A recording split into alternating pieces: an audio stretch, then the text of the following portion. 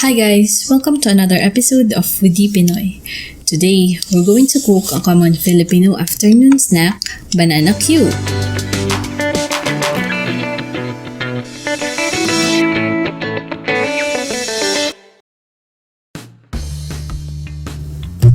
We will need 10 pieces haba banana, 1/4 cup brown sugar, 1 cup of oil, and bamboo skewers. Set the stove in medium heat and pour in the oil. Once the oil is hot enough, add the banana. Fry for 3 to 4 minutes while stirring once in a while until the banana is cooked. Once the banana is starting to brown, add 2 spoonfuls of sugar.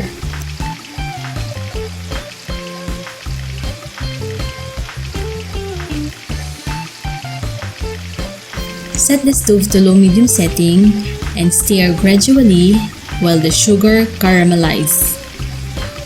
Add more sugar if necessary.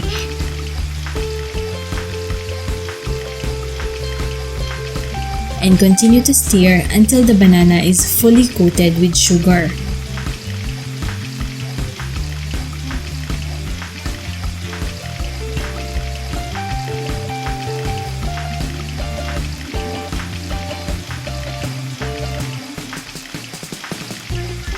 Immediately remove the banana from the oil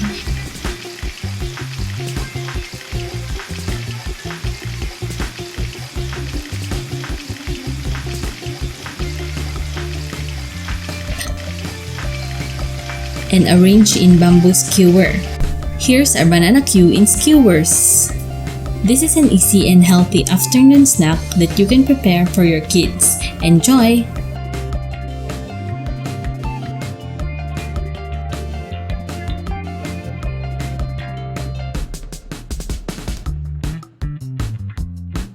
Hi guys! Did you like this recipe? Let us know in the comment section below. Hit like if you enjoyed this video. This will help us know that you are enjoying our content. If you haven't subscribed yet, click subscribe button and make sure to click also the bell icon so you'll get notified once we release new videos.